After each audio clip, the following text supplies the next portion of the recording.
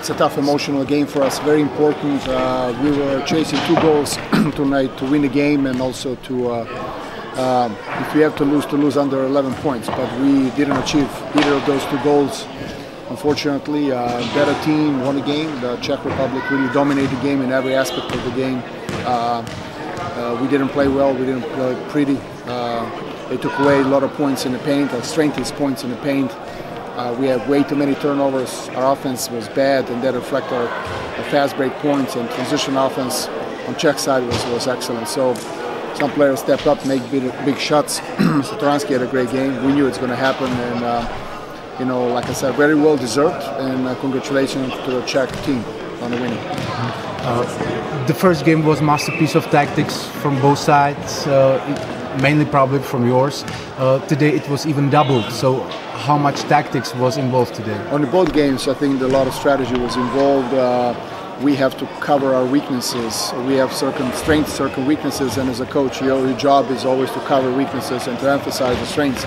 I think that coach from Czech Republic did a great job. I think in the game 1 we were aggressors, we were proactive, and Czech was defending themselves.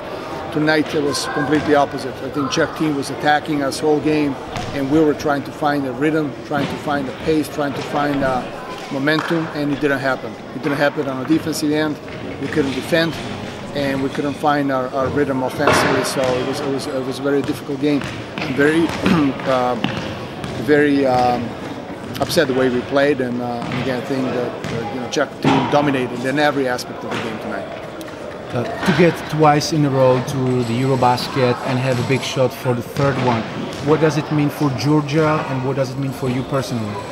Well, I'm happy for Georgian basketball, for Georgian people. They're really people in Georgia. They love and live for basketball, and every game, we have 7,000 to 10,000 people watching games. Even this game was televised live. People in Federation was doing really great job. Putting everything together and helping this team to focus on basketball and play basketball. I think took this team 6 years ago, and I think they made a huge progress as a team, and I'm happy for them. I think they have a good future. We qualified twice for the European Championship. Hopefully we're going to do it again. Georgia is a small basketball nation. You know, they have a small league. Most of these players are playing overseas. They don't play in Georgia. And we're missing, every year we're missing some guys. You know, we don't have Ricky Hickman this summer. Markoshvili didn't play. Shermandini. So it's a big miss, and we're missing those guys because, as you can see, our rotation is very short, and I depend on a way to, you know, just 6 to 7 guys. Actually, you have spent 13 years now in NBA. How much of your NBA experience, of the strategies, tactics, plays, can you incorporate or use now with the Georgian national team? Well, you know, the basketball is it's a one game. So I'm trying to, of course, trying to use all my knowledge, experience that I've been bringing from the Serbia and Yugoslavian basketball school. I'm Serbian. I'm coming from Yugoslavian basketball school, and I was working in NBA, and I'm still working in NBA for the last 14 years. So it really helps, but I think it's a game is a one, you know, and the rules are a little bit different in Europe. Ball movement is better, and we have more shooters. And personally, me, I think it's a lot of sacrifice for me and my family, not being back home for 2 months and being away from home. But I think it's always helped me to learn more, to get better as a coach, and this is tremendous experience for me as a coach. I love European basketball, keep me connected with the European market, because I'm an NBA coach, but I'm European. So where actually NBA helped you as a coach? Because, for example, our coach told me that your playbook is incredibly thick, and so is it something that you learned in NBA? Well, both. You know, I'm following NBA. I mean, I'm working NBA and following European basketball as much as NBA. So I think you have to incorporate, you have to feel what you have. I mean, you have to see what you have on your roster. What's your strength? Our team in Georgia was changing every summer. Last year we were dominating perimeter team, and this year we're dominating inside with Zaza Pachulia. So you, as a coach, you have to be very flexible, and you have to kind of modify even your playbook, consider what kind of roster and what's your strength with the team. So, but I'm definitely trying to use everything that we've been doing through all these years in Detroit Pistons, which is Larry Brown and Flip Sanders, and then working with Alvin Gentry and of course coaching Steve Nash. It was a completely different style of basketball when we played in Phoenix. Do the players actually during the short summer have time to learn or to learn all the plays, or you send them before the summer even? No, I didn't send anything, but the good thing is some guys, I would say the main core of this team, we kept it for 5-6 years. The point guard since CZE is with me for last 6 years, so he understands terminology, our philosophy, and it's I coach the team to the point guard, so my point guard knows terminology and he's kind of familiar with our style and offense that we're running, so that helps a lot. So once we step on the camp, it's just a lot of stuff. We just repeat what we did last year. For example, how did you come up with this incredible and very unusual box-and-one defense against Tomas Satoransky? Because that was something that really surprised probably our team. We were just desperate. We were so desperate that we were just searching for a way to win a game. And that was our we never did an NBA. I never did it in overseas. We just did it here. And we did a couple times in the last few years.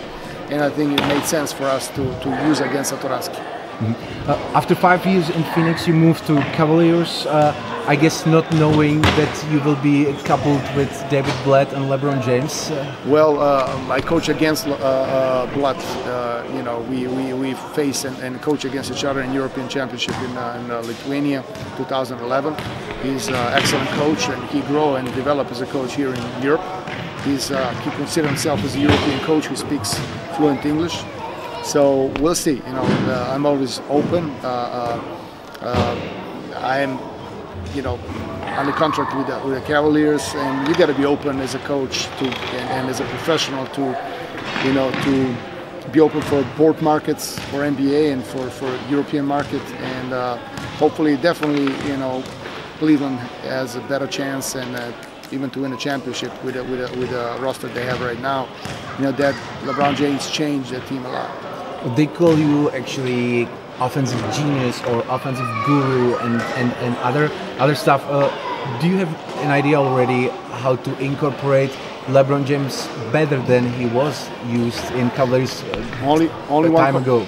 Only one coach coached the team. That's a head coach. So everybody else just helping and throwing some ideas to the head coach. The head coach is the guy who makes the final decision. I think Blatt is a very good offensive mind coach, and he knows what he needs.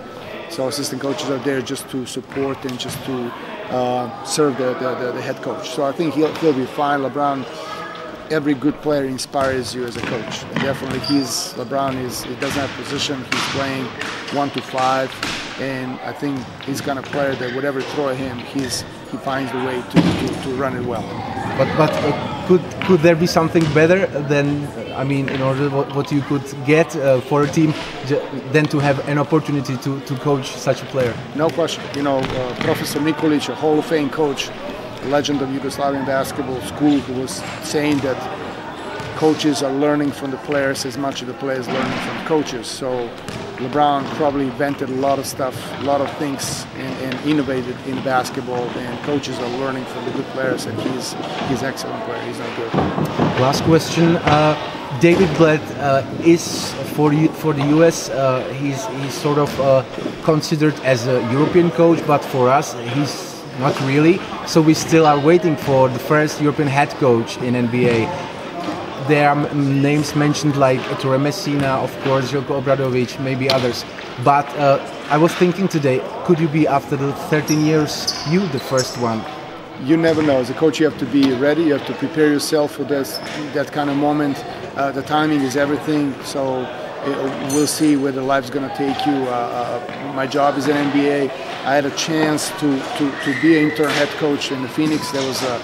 And I was basically there coaching the team with my colleague. That was end of the season 2 years ago when they fired Alvin Gentry. So you have to be ready. You have to prepare yourself.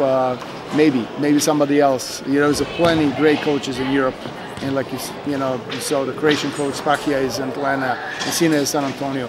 The basketball market becomes one. So you know, I'm pleased where I am. If opportunity comes to me, hopefully we're going to be ready maybe somebody else. Maybe my son's going to be a better coach than I am.